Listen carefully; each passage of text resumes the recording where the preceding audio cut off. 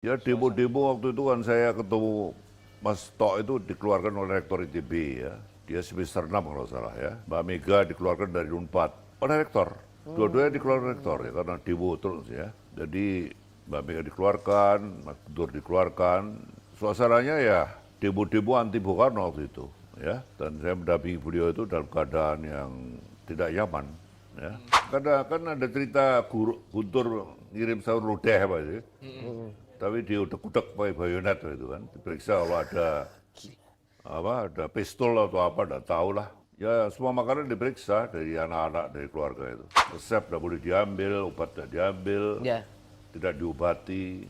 Ya memang dibiarkan untuk meninggal pelan-pelan. Sangat tega.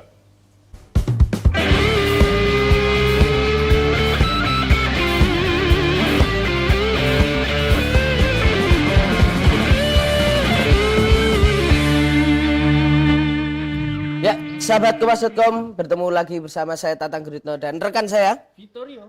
Kita bertemu lagi di Gaspol, ngobrol ngegas pasti nampol ya. Dan hari ini sebuah kesempatan yang istimewa. Kita bertemu dengan, ini bisa dikatakan saksi sejarah. Ya kan? Saksi sejarah karena sudah melewati beberapa zaman dari presiden pertama Presiden Soekarno, kemudian hingga saat ini masih menjadi One Team Press ya Pak ya. Kita perkenalkan ini Pak Sidarto Danusbroto. Selamat pagi Pak. Selamat pagi. Wah, nih terima kasih Pak sudah menerima rekan-rekan muda ini Pak. Ya. Beda umurnya, waduh jauh sekali. Berapa umurnya? Saya 30 Pak sekarang. Itu saya. Cucu Bapak 30 juga? Itu yang paling muda, yang tua 40. Oh, lebih muda. J, gitu. Tidak apa-apa, tapi penampilannya emang kayak cucu. Oh iya. Siap. Penampilannya udah kayak tua. Siap. Pak Sidarto, kita ingin membicarakan banyak karena ini momentumnya Bulan Bung Karno. Bulan Bung Karno ya. Bulan Bung Karno. Jadi kita ingin membahas sebenarnya mungkin banyak sahabat Kompas.com yang ini kan banyak anak muda Pak. Jadi enggak tahu kayak masih banyak yang mungkin perlu mendengarkan cerita Pak Sidarto soal ya kebersamaan dengan Bung Karno, apalagi di hari-hari terakhir waktu itu Pak Sidarto kan masuk menjadi ajudan Bung Karno itu sekitar tahun kalau nggak salah 67 ya Pak. 6 Februari. 6 Februari. Awal 67. 67. Pasca Super Semar. Pasca Super Semar. Karena yang pra ditahan. Sudah yang pra ditahan. Itu bisa diceritakan nggak Pak? Waktu itu pertama masuk, kemudian di posisi di mana bisa kita katakan dalam tanda kutip Bung Karno sedang dalam posisi tidak baik-baik saja karena baru terpojok atau turun gitu ya, Pak, dari jabatannya. Itu situasinya gimana itu Pak? Jadi saya tahun 64 akhir itu kembali dari pendidikan Amerika ya. Dari Volkbeck, dari Norfolk, dari Interpol Academy. 1 tahun dan saya educated barat kan. Jadi karena power nganggap istana waktu itu, Bung Karno itu dianggap agak kiri ya. Jadi diperlukan ajudan yang educated barat ya. Jadi saya datang itu lalu dianggap sebagai qualified untuk menjadi ajudan ya. Supaya ini educated barat ya. Tapi habis jadi ajudan ya jadi kiri lagi saya. Malah Dicap kiri. Oh, dicap kiri. Ya, risiko ikut Bung Karno selama satu tahun selama ditahan ya itulah ya. Disuruh ini, disuruh itu salah semua ya. Nah itu waktu itu kan ajudan-ajudan yang sebelum Super Semar kan ditahan semua. Kemudian Pak Sidarto sebagai ajudan baru masuk menggantikan. Dengan Pak Noli, Pak Toporolo ya, dari Angkatan Darat. Nah itu situasinya Bapak sendiri ada kesulitan nggak Pak untuk beradaptasi dengan posisi-posisi ya mengenal kembali Bung Karno, kemudian yang kedua adalah di posisi politik yang sebenarnya saya jadi ajudan seseorang yang katakanlah apa tertuduh waktu itu ya. Memang banyak teman-teman yang memberikan saya ya bahwa tugasmu itu tidak ringan ya. Nanti kamu kalau selesai tugas itu kamu bisa dipensiun, bisa di macam-macam ya, karena ya melayani seorang presiden yang ditahan itu kan banyak tugas kan. Banyak tugas yang tidak disukai oleh power waktu itu. Ya. Ya ini risiko bagi saya. Jadi banyak teman yang warning supaya menolak, tapi bagi saya ini adalah tugas ya yang harus saya laksanakan. Saat itu segenting apa sih Pak suasana politik, suasana kebatinan Bung Karno atau Ya demo-demo waktu itu kan saya ketemu Mas Tok itu dikeluarkan oleh Rektor ITB ya. Dia semester 6 kalau salah ya. Mbak Mega dikeluarkan dari Unpad oleh Rektor. Dua-duanya dikeluarkan Rektor ya karena demo terus ya. Jadi Mbak Mega dikeluarkan, Mas Dur dikeluarkan.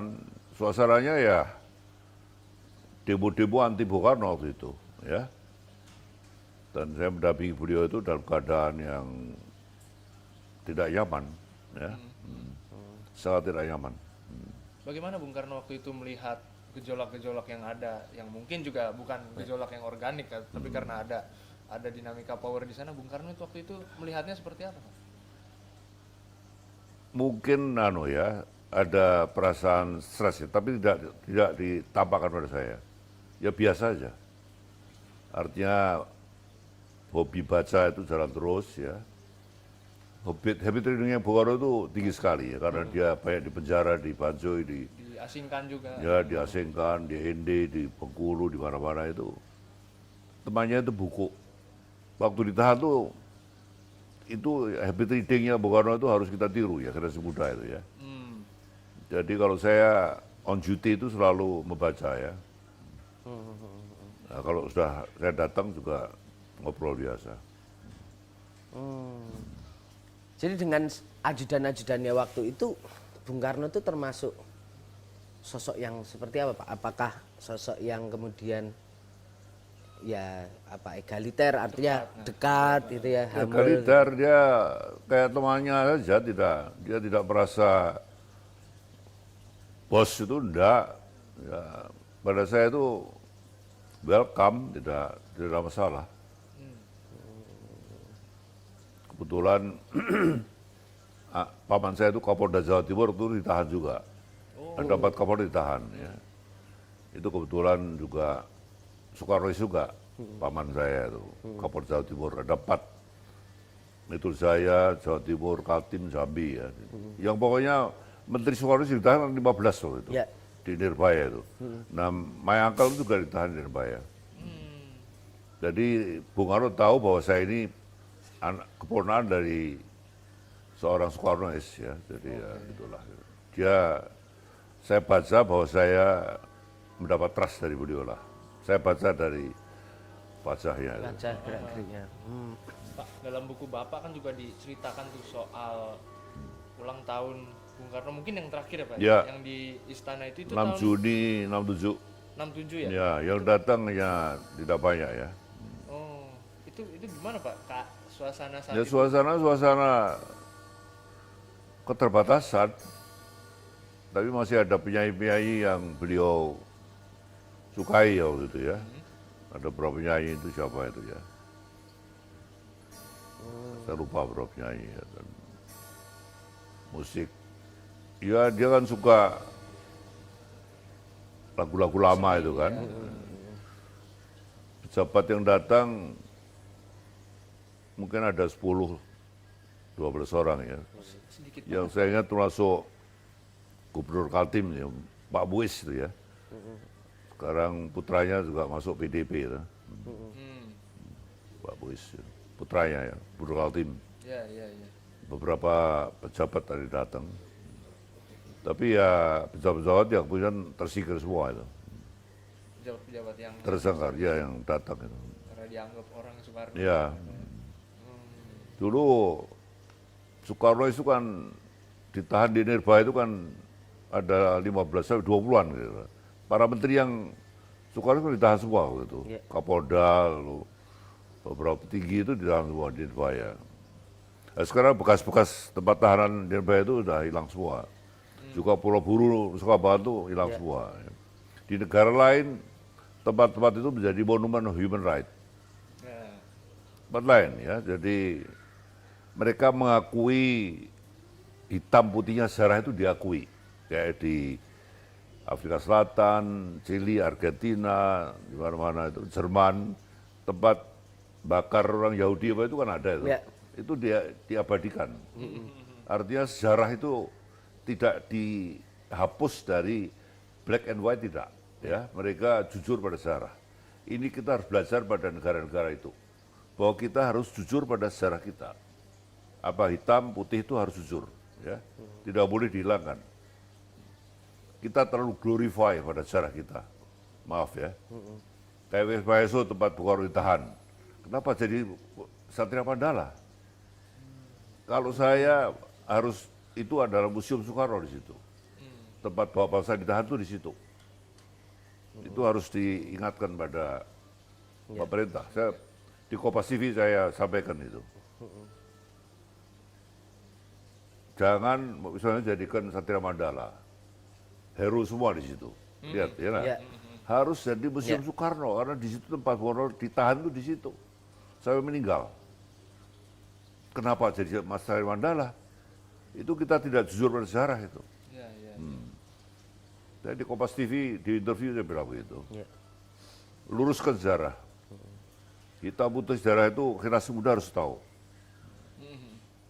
Pak, artinya kan Bapak Terutama tadi bilang generasi milenial ya. iya. Itu harus tahu. Inilah the real our history itu yang begini. Ya. Jangan ditutupi. Tidak baik. Artinya Pak Sidarto kan juga menyaksikan langsung bagaimana proses Bung Karno dari di detik-detik akhir kekuasaannya yang perlahan digerogoti oleh Soeharto gitu Ya. sampai akhirnya keluar dari istana dan akhirnya ditahan. Itu boleh diceritakan Pak? Seperti apa sih? Maksudnya itu kan sesuatu yang ironi ya dari seorang proklamator, pemimpin yang Ya. tiba-tiba menjalani pengasingan yang begitu keji itu gimana ceritanya Pak? Saya mesti cerita ya. Bung Karno itu seorang idealis. Dia masih melarang HPH waktu itu. Dia bilang, Tok, yang punya HPH hutan selebat Indonesia itu hanya Brasil dan Kongo. Itu adalah paru-paru dunia. Tanpa kita tebang, dunia itu butuh paru-paru Indonesia. Dan semua Soekarno sekarang diwarisi oleh seorang Joko Widodo yang green energy di balik Ya. kembali ya, penanaman mangrove itu ya. Lalu sekarang waktu itu beliau belum modal asing. Karena toh ya, saya hanya modal asing kalau putra-putra terbaik bangsa sudah kembali dari luar negeri. Kan banyak sekali ke Eropa Timur, Ya, Rusia, Rusia. Amerika, Ya, saya ya. ke Amerika. Udah siap mengelola. Mereka yang akan memimpin pengelola sumber daya, bukan orang asing. Jadi modal asing belum masuk, diundang tahun 68. Ya. Freeport diambil. Ya. Semangat Soekarno ini sekarang diwarisi oleh Jokowi. Freeport mulai diambil kembali. Alhamdulillah, ya itu 3 tahun ini akan lunas dan kita akan dapat puluhan T untuk bonus daripada itu. Di detik-detik Bung Karno dibawa keluar dari istana itu Pak Sidarto menyaksikan. Ya, saya pulang, saya antar Bung Karno nyate di Priok, ya. Lalu mau masuk istana dilarang masuk oleh CPM waktu itu ya. Baru 3 bulan saya dampingi karena de jure masih Bung Karno, de facto Pak Harto ya. Pasca Semar, Ya. Iya. de jure namanya. Jadi saya menyaksikan penyerahan de jure di istana itu saya saksikan ya pada Pak Harto. Saya pulang nganter makan sate di Priok, lalu tiba-tiba dicegat kalau Bung Karno tidak boleh di istana lagi. Dia hanya minta ambil bendera pusaka. Yang ada di istana waktu itu. Ya, diambil dibawa ke Winoyaso. Itu aja. No single cent, tidak punya uang. Jadi selama ditahan itu saya harus cari uang untuk keluarga, untuk keperluan hari-hari Bung Karno. Karena hutan masih utuh, modal asing belum dijual sama orang asing, yang ada uang kan pasar barang Jepang untuk bangun Hotel Indonesia, Hotel Barukmo, Hotel Sanur, Pelabuhan Ratu, macam-macam untuk Gelora Bung Karno. Ya. Itu pembebasan lahan itu adalah oleh Bung Karno itu. Hutan kota itu awalnya, sekarang jadi hutan beton. Ya enggak? Itu dulu hutan kota. Bung Karno itu sangat mencintai alam. Ya. Jadi seluruh itu dibebaskan itu dulu untuk hutan kota. Karena dia mencintai O2 ya, paru-paru. Ya, ya, ya. Kota pun perlu paru-paru. Tidak kota besar, kalau Anda ke Eropa, selalu ada hutan kota selalu ada. Kota. Itu Bung Karno membebaskan lahan itu waktu zaman Orba, jadi bagi-bagi. Iya, ini milik anu, ya udah rata lah ya, everybody happy, Sementara saat Bung Karno semua dikip, bahkan sampai Bung Karnonya nggak punya uang. nggak punya uang. Itu memang uangnya nggak sempat terbawa dari istana tuh memang? Nggak tahu, pokoknya selama di tahanan itu saya harus cari uang untuk beliau. Nah itu upayanya sampai seperti apa tuh Pak? Maksudnya Ya 3 bulan terakhir saya di istana itu masih ada beberapa sahabat yang datang ya. Hasyim Ning, Dasat Kusim, Asraf Karkam, itu kan orang-orang dulu udah ada orang kaya asing itu udah ada. Yang kaya yang diberi kesempatan kan orang-orang pribumi waktu itu. Kenal tak Hasyim Ning, Dasat, kenal kan? Asraf Karkam itu orang Aceh. Pak Didi, tapi waktu saya datang kepada mereka, mereka sudah mulai menjauh, takut kan? Takut, Ya, ya, takut. ya, konsekuensinya ya. Jadi saya lapor pada Bung Karno bahwa mereka menghindar, lalu beliau mention pada seorang kepala rumah tangga istana ya, namanya Tukimin. Ya. Saya datang dan saya diberi uang. $10 $10.000. $10.000 AS itu ya Pak. Tukimin ini tidak siapa? banyak. Ya baru sekali itu saya dapat uang. Oh, Ya tapi untuk beliau ya dikasih pada putra-putranya. Ya, putra-putranya hidup dari mana? Nggak punya rumah, nggak punya apa-apa. iya, iya, iya. Nah itu membawa uang itu nggak dicegat-cegatin apa kan? Saya minta tolong Mega, Mbak Mega ya. Kalau saya digeledah, jadi ditaruh di bawah roti mari, Kongguan. Oh, kaleng Kaleng biskuit. Guen. Ya. Kaleng, ada rotinya, lalu di bawahnya dikasih uang dolar itu. Oh, Saya minta tolong Mega, kalau saya digeledah, saya tidak boleh bawa tuh setel, tidak boleh bawa segala macam. Berarti yang mengambil uang itu bertemu dengan Pak Tukimin ini Saya. Pak Sidarto. Kemudian Yang bawa masuk Mbak Mega. yang bawa masuk Mbak Mega. Saya minta tolong karena saya digeledah. iya, Pasti digeledah saya. Kalau saya masuk selalu digeledah. Oh. Nggak bawa boleh kamera, nggak boleh bawa apa-apa. seperti apa aja sih Pak waktu itu penjegalan, pencegatan terhadap orang-orang yang dituduh Soekarnois gitu ya, termasuk Pak Sidarto kan, oleh kekuasaan yang baru berkuasa saat itu. Apakah Ya, Anda tahu ada 15 sampai 20 menteri yang ditahan di Nirbaya kan? Ya toh? Seperti Menteri Listrik Setiadi ya, Insinyur ya, kemarin dapat terkorpori, Menteri Pemuda itu, ya kan ditahan juga itu. Ya menteri-menteri siapa itu yang dari Chinese itu siapa itu? Yang ngarang buku bagus itu siapa itu, lupa saya. Pokoknya menteri-menteri yang Subandrio itu kan ditahan semua. Tahan Ya. semua. Ada 500 menteri yang ditahan semua. Ya nggak salah tapi ya masuk aja. Lah kalau untuk ngurusin Bung Karnonya sendiri Pak, misalnya ngurusin makanannya, ngurusin obat-obatannya, itu dipersulit juga nggak ya? Kadang kan ada cerita Guntur ngirim sahur lodeh apa itu. Tapi diudek-udek pakai bayonet itu kan. Diperiksa kalau ada pistol atau apa, enggak tahu lah. Ya semua makanan diperiksa dari anak-anak, dari keluarga itu. Bahkan dari keluarga juga. Ya, apa Bung Karno itu sempat ini enggak Pak Sidarto mengeluhkan kondisi-kondisi itu kayak apa situasi-situasi di mana akhirnya beliau seolah-olah seperti kembali lagi ke pengasingan zaman Iya, zaman kolonial gitu ya kan. Ya, sepanjang hidupnya kan beliau dari penjara ke penjara kan. benar. Pada akhirnya beliau dipenjara oleh bangsa sendiri.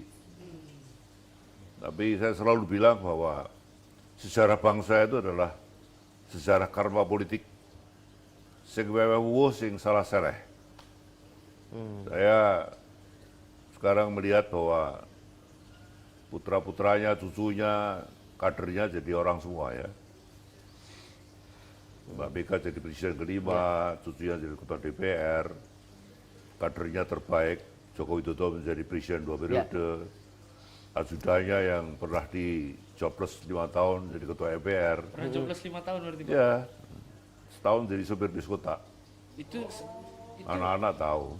jobless setelah apa Pak? Ya, itu Ya momen setelah saya diperiksa kan, saya mencari uang, mencari saya diperiksa saya ini. Heeh. Lalu golongan C, dulu ada golongan A. Golongan A itu DOR. Oke. Itu kan ada mass murder itu Iya. kan terkenal tuh. Ada 1,5 juta orang Iya. yang di mass murder itu. Golongan B itu yang Penjara. Pulau Buru, Nusa Kambangan, Nirbaya. Golongan C itu yang harus dipecat. Saya di golongan C. Hitungannya berarti sempat dipecat berarti Pak? 5 tahun jobless.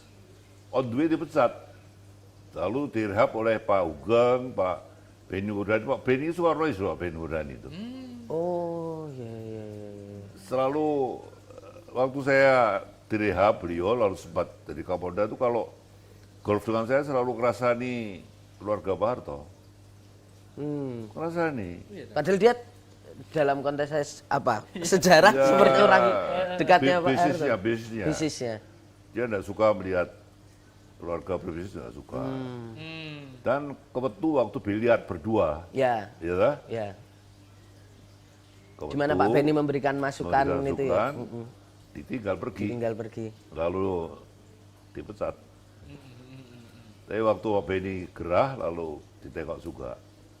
Itu era-era mendekati 98 ya. Ya.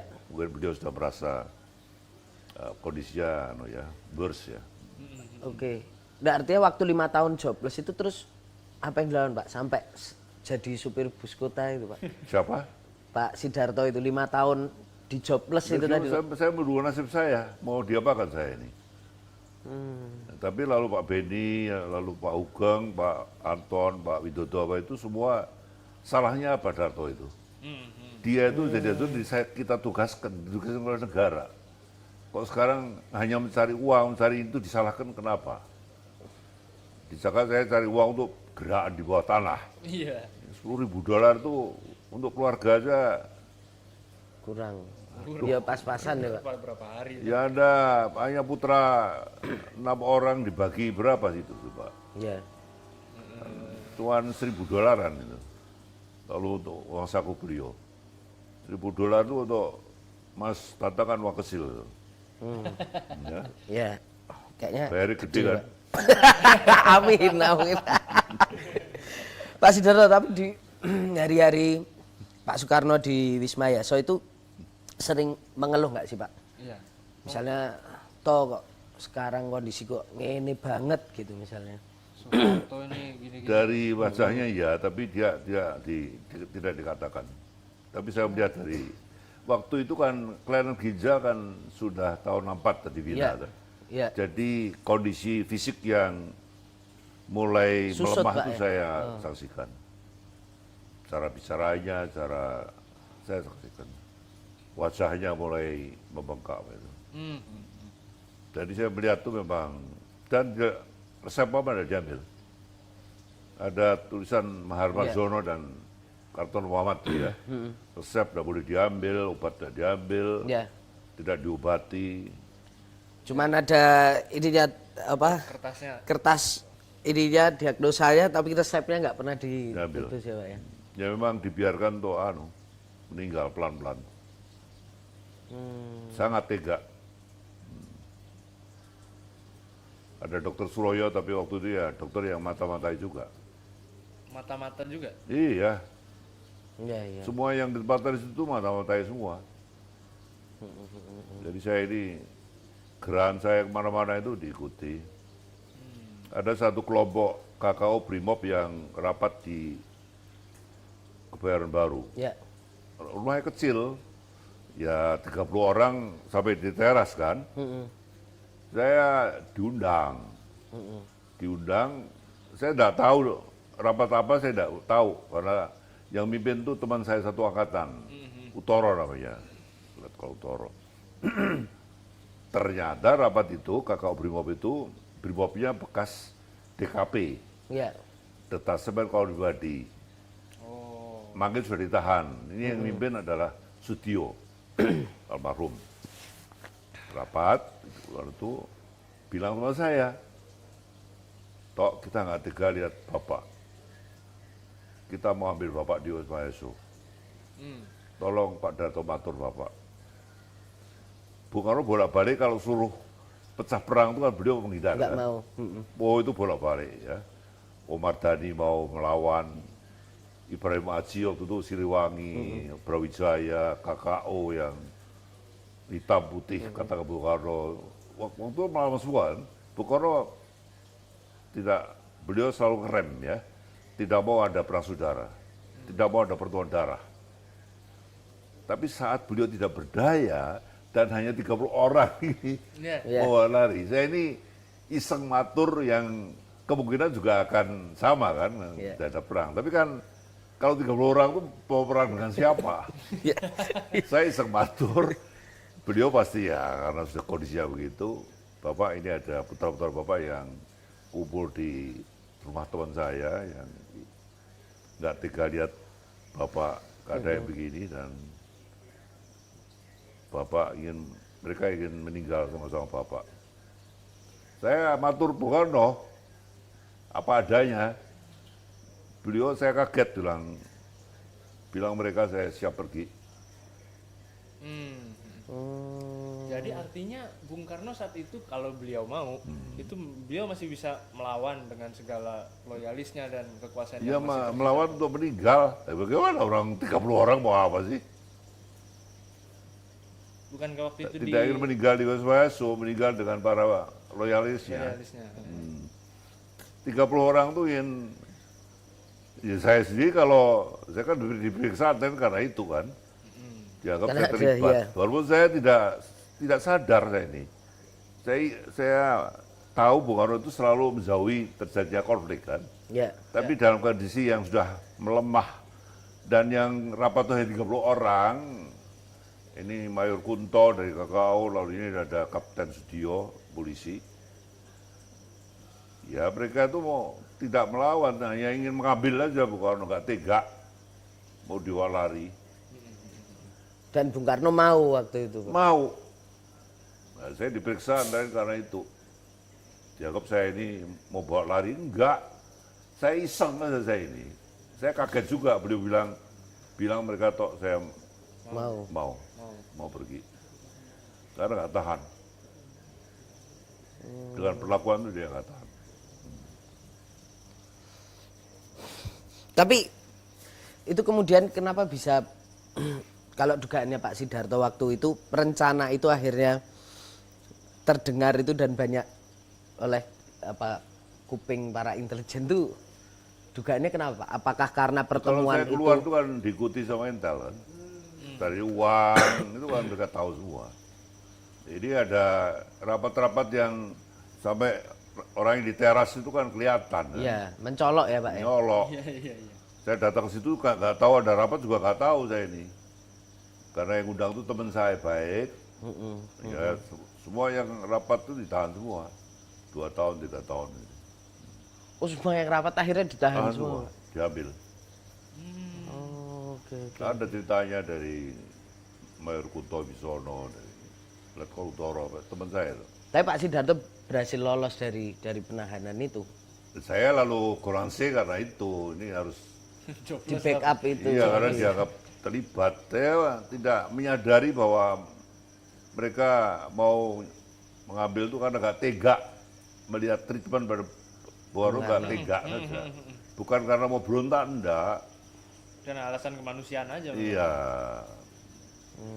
mungkin dengan action itu nanti treatment pada Bung Karno itu akan lebih baik. Iya, iya. Ya, Iya. mungkin ya. Tapi Karena ya, kabarnya saat Bung Karno sakit pun ada obat atau peralatan yang sebetulnya harus diimpor dari luar itu tapi nggak dikasih nggak masuk. boleh, Kan? nggak boleh. Itu gimana ceritanya, Pak? Ya pokoknya semua resep, semua obat apa itu terhambat, nggak boleh masuk. Karena ada pernyataan dari Profesor Muhammad Zono itu kan, Kartol Muhammad, dan bukunya kan ada itu. Memang nggak boleh, nggak bisa masuk. Tega ya. Terus kalau Tapi saya misal bilang bahwa sejarah bangsa itu sejarah karma politik. karma politik. Pak, tapi kalau kemudian hari-hari makanan dari keluarga sering nggak bisa Ada yang masak juga, tapi masakan sederhana kan. Iya. seadanya itu. Pak. Ya kalau di sana kan ada Bu Hadi, Bu Citro yang masak untuk Bung Karno yang kesukaan Bung Karno Iya. ya. Tapi kalau di Wisma itu kan lebih sederhana kan. Sementara kondisinya butuh. Kondisinya butuh makanan sehat, butuh obat yang tidak ada semua. Kabarnya waktu itu juga ada beberapa negara yang mau membantu ya. Itu betul ya? Nggak ada. Negara mana? Enggak berarti. Ya itu kan negara barat kan ingin Bung Karno jatuh kan.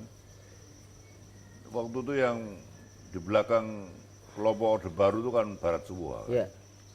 Terus happy melihat Bung Karno jatuh lalu ditahan itu happy mereka. Negara mana? Nggak ada. Tapi termasuk dengan apa Rusia, Cina yang sempat dekat dengan Bung Karno waktu itu juga nggak ada Nggak bisa. apa ya, Pak? Karena ditutup semua oleh Amerika waktu itu. Ya close semua lah. Ya waktu itu kan Orde Baru kan semua kan powerful kan. Waktu di take over itu kan sudah. Iya. Ya lalu Ibrahim Haji yang perlu Soekarno dijadikan duta besar, tahu nggak? Iya. Kakao yang perlu Soekarno diundang pulang lalu dor. Siapa yang dor siapa? Saya tanya Mas Atang. Waduh. Siapa ini yang didor? Ya kono lah peramal kono. Siapa Pak yang didor, Pak? Tuh kan dipanggil lalu jam 2 pagi ada tamu datang itu kan, ya dah Hartono. Dor itu. Tamunya pulang, pistolnya di tangannya Hartono, jangan bunuh diri. Masa orang duta besar bunuh diri sih? Kayak pernah dengar ceritanya ya. Sekarang namanya diabadikan dari Kesatria Kakao. Cilanda ada, Kesatria Hartono. Dia tuh loyal Soekarno dia tuh. Kan duta besar di Korea kan, dipanggil pulang, lalu 2-3 hari lalu dor. Gitu. Tapi disebutnya bunuh diri. Bunuh diri. Ya beritanya begitu, tapi ada tamu datang jam 12 malam, ada toh? Kesaksian keluarga itu loh. Tamu 2 orang, pangkatnya kolonel, ya. Tahu-tahu dor, ada suara begitu, tapi pistolnya di tangannya Pak almarhum. Berarti dulu Pak Sidarto waktu ditunjuk jadi ajudan Bung Karno sempat terbayang sampai seburuk apa Pak yang dibayangkan waktu itu? Ya saya golongan C kan harus dipecat saya ini. Golongan B itu kan Pulau Buru, Sabangan, Nirbaya gitu kan. Golongan C yang dipecat tuh banyak. Pernah membayangkan lebih buruk dari pemecatan Pak? Ya mungkin lah, tapi ya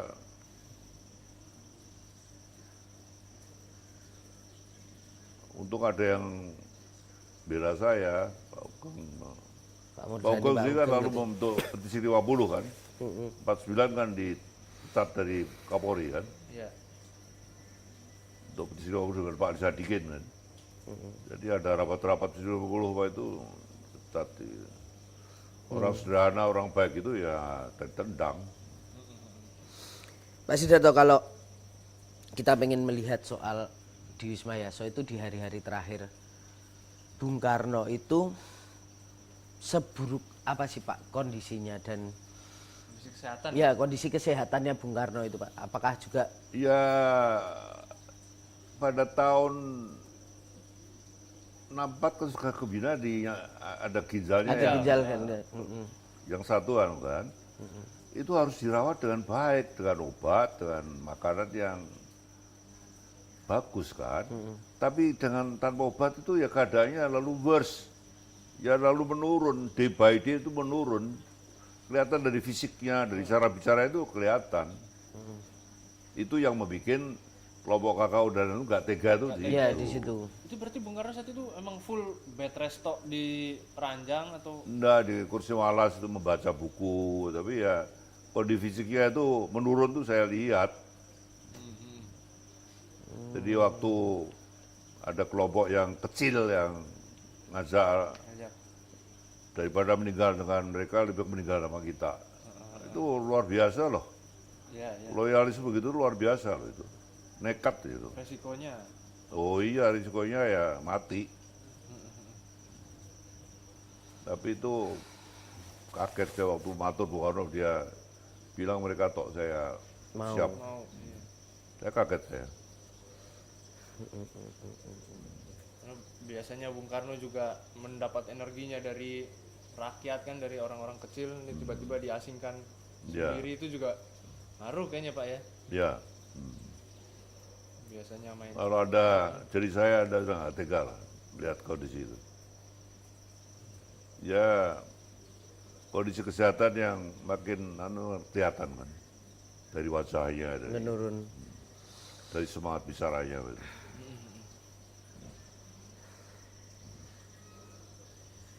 Nah, di waktu masa-masa akhir dengan Bung Karno tuh Pak Sidarto apa yang sering diperbincangkan dengan Bung Karno? Mungkin karena Bung Karno kan terkenal Ada tulisan pada saya itu loh eh, untuk Saudara Sidarto, mantot dan geistig, jiwa ide semua saya tidak bisa dibunuh. Soekarno 10 Desember 67 itu ada tulisan. oh Dalam kondisi begitu dia masih memberikan semangat untuk bangsanya. Itu tulisan pada saya, tapi itu untuk bangsa Indonesia. Ya. Jiwa ide semua saya tidak bisa dibunuh. Pancasila, Trisakti, berdikari di bidang ekonomi, politik, budaya. Itu Bung Karno itu. Itu sungguhnya tulisan itu untuk bangsa.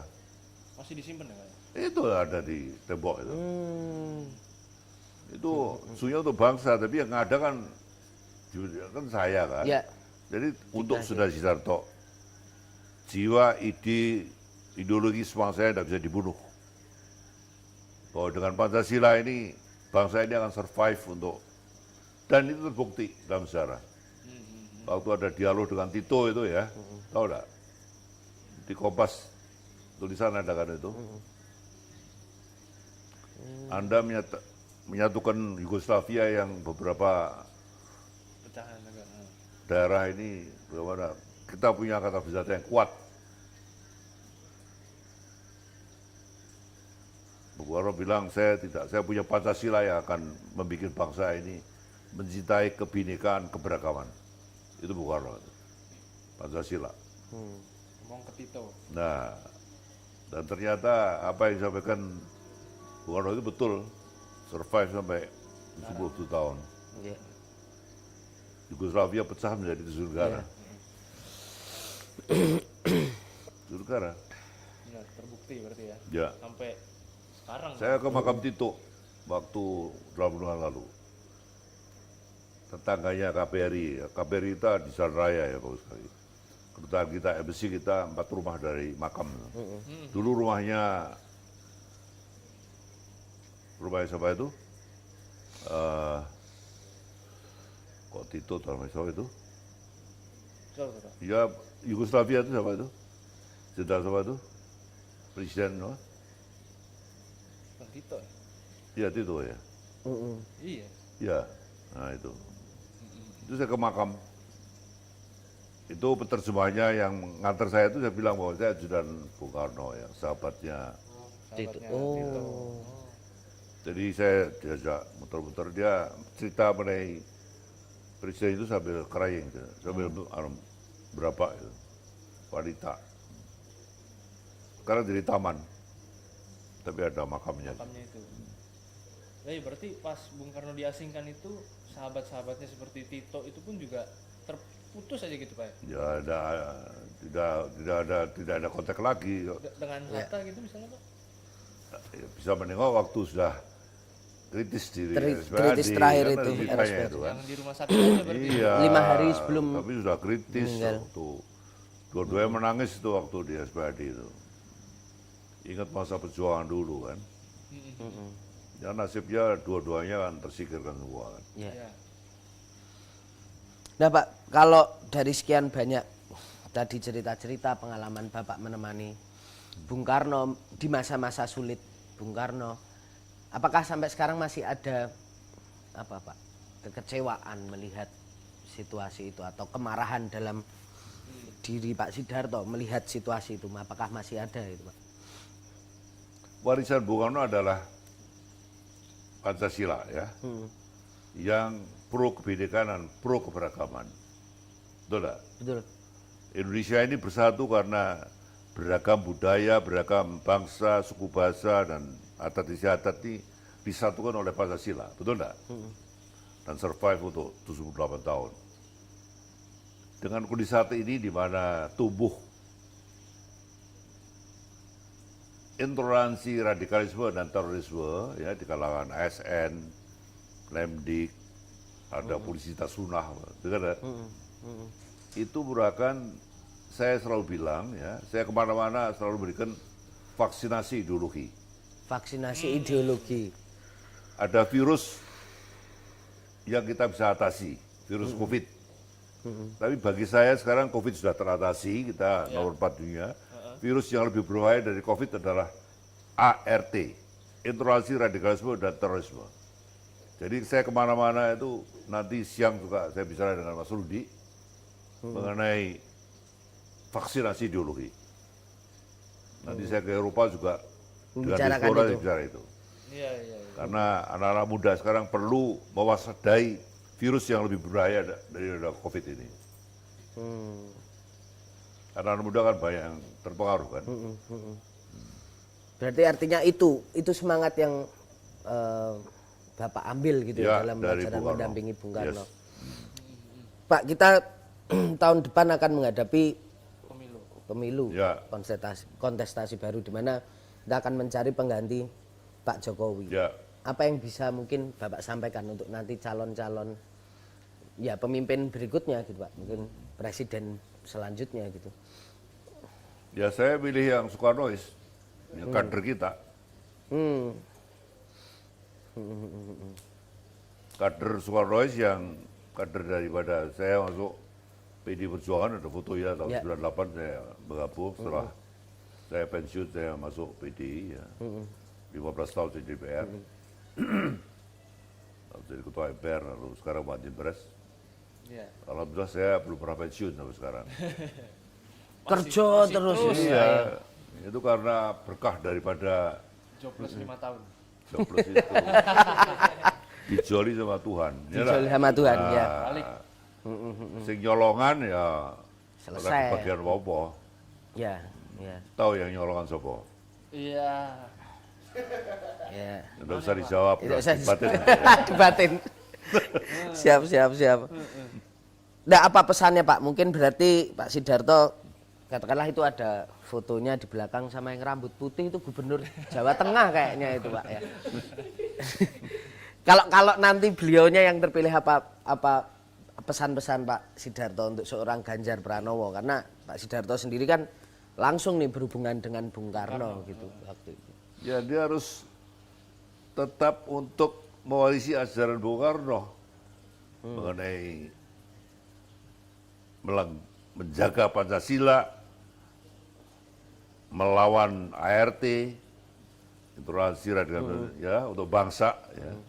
Kita ini bangsa yang harus pro kebinekaan, menghormati kebinekaan, keberagaman itu emas ya, Ya. untuk menyatukan negara yang begini besar ini ya. Hanya melalui itu ya, mencintai. Itu harus semua Soekarno ini harus diwarisi oleh kader yang lain terpilih ya. Dan itu saya harapkan dari seorang Ganjar Pranowo yang memang terah dari wong cilik juga, kayak Jokowi ini terahnya dari bantaran sungai dia itu ya. ini telah dari sersan polisi kan, Ya. pensiun inspektur. Dia orang prihatin dari muda itu. Ya. Jadi semoga semangat lahir dari wong cilik ini bisa kemudian Ya, memperjuangkan wong cilik juga Yes. gitu ya Pak ya. Iya, iya. harus perhatikan mengenai, ya dia sudah bicara mengenai stunting, mengenai Iya. karena kalau itu tidak diatasi itu for the next generation itu akan kita harus betul-betul mewariskan Indonesia ini pada generasi muda yang lebih sehat, lebih berpikiran cerdik untuk bangsa ya. Nah Pak, banyak anak muda yang mungkin belum atau nggak tahu gitu tentang sejarah kelam gitulah ya Bung Karno gitu. Apa yang mungkin ingin Bapak sampaikan ke ya generasi-generasi penerus ini untuk tadi soal ya kesengsaraan Bung Karno, masa-masa kelam Bung Karno setelah apa?